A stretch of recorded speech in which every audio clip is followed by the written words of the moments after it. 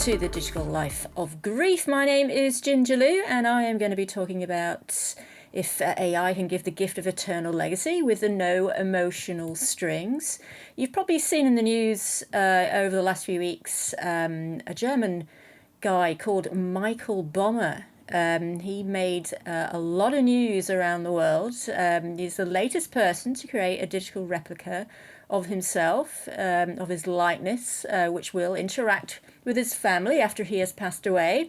Bommer is a German startup engineer, has terminal cancer, and I learned last week that actually he's just passed away. So I'm very sorry to hear that, and my thoughts go out to his family. He collaborated with California-based AI legacy startup Eternos Life, one of the latest platforms in the digital afterlife space. Also, I thought the collaboration made global news, and it raised ongoing questions about the ethical implications of using big tech to create and manage the afterlife. I'm saying that it's raised ongoing questions because I think every time something comes up with grieftech, something to do with the digital afterlife, death tech, then it comes around with all this extra news about whether it's good or whether it's bad. I think it happens with a lot of tech, doesn't it? You know, it's like, is mobile phones, they're good, they're bad. You know, is watching too much streaming, is it good or bad? You know, so it's all this technology is always, I think, from the beginning of time, is it good or bad? But it's great because it causes a lot of discussions between us all, and unfortunately we are all going to die, and we all experience death because unfortunately as well we will be experiencing death of loved ones, and so we are using the technology that's available. This is what is available in the 21st century, AI. It has been photography. It still will be photography. I mean, people still want to use photographs to remember people, but AI goes that little step further because they provide a kind of animated version of ourselves, one that can talk, one that can have a conversation rather than just stare back at us from a photograph. But so I really looked into Eternos, and what they were talking about, what they wanted to achieve after reading all of this. And according to the website, Eternos creates digital psychological twins of individuals who aim to interact with their loved ones after they die. Michael Bommer appears on the website marketing. His digital self is built from his extensive data of writings, recordings, and personal reflections, which produce an AI model that can answer questions and offer advice based on the personality created via data.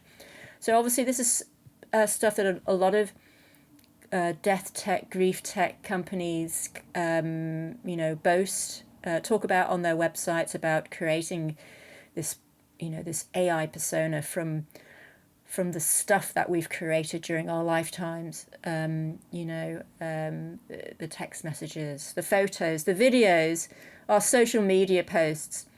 And again, obviously not all of it is going to be good. The stuff that we create is not all going to be good. It's an autobiography, as it were. It's an AI autobiography, and as autobiographies go, if we are writing our own autobiography, we tend to kind of make it a bit better than it. We make ourselves look a bit better than we really are. If someone else is writing a biography, I should say, about our lives, then it could be warts and alls as well. But having said that, there are definitely, obviously, quite a few memoirs out there which provide the warts and all things, but they tend to have a happy ending and a positive vibe at the end. So, the death tech industry is a lucrative business worth $126 billion. Companies like StoryFile, Replika, and Hereafter AI, which I've talked about and in recent podcasts and in my writings, provide different platforms that service legacy creation and, by extension, service our grief. Not all these platforms will say that they are there to solve or cure or support grief, because obviously that's a different, they've got to be very wary. These are commercial companies. They're more like a legacy platform, or with regards to Replika, of course, that's kind of a companionship. That's how they market themselves, someone to talk to who doesn't actually have to be dead. I mean, it could be just you just want somebody to talk to and text message. So it's there for our support, which is, a little bit different than, say, grief chatbots, which are actually being created by, medical health professionals and stuff too. So the different legal kind of stuff that's going on there. That they've got to be careful not to promise stuff that can't be given, of course.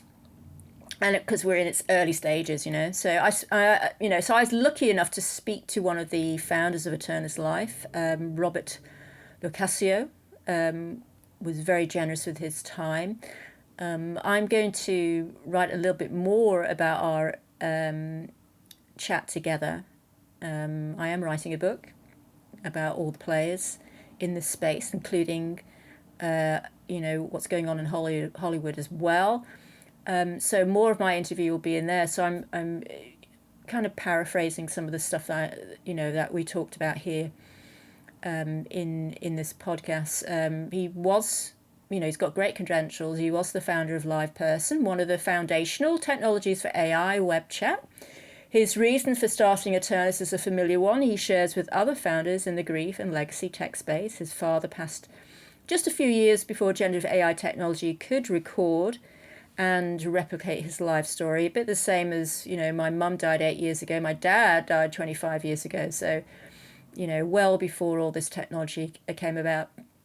And Robert's idea for Eternos leans towards the idea of creating a legacy before we die to pass on to our relatives, an autobiography created from our text, photos, videos, and other forms of content. So he's, if you look on his website, they don't talk about grief or grief support.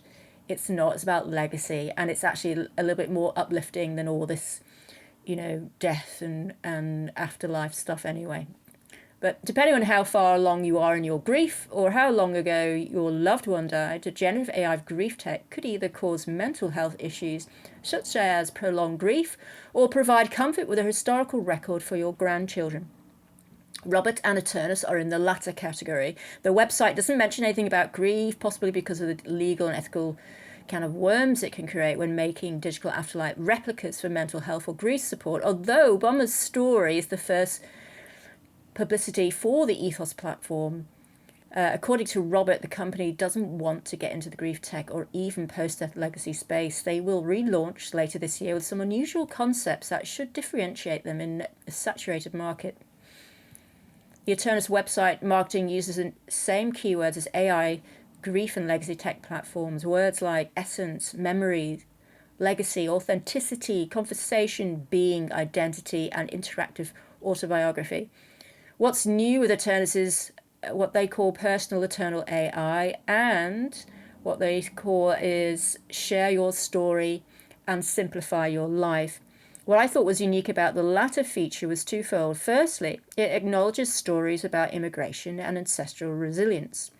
This resonated with me because, like most of us, our relatives have come from another land, and it is the background of our family story and identity. Ancestral resilience is part of every immigrant's story, but it's also about experienced world events such as the last two world wars. Both my parents had migration and World War II stories, respectively.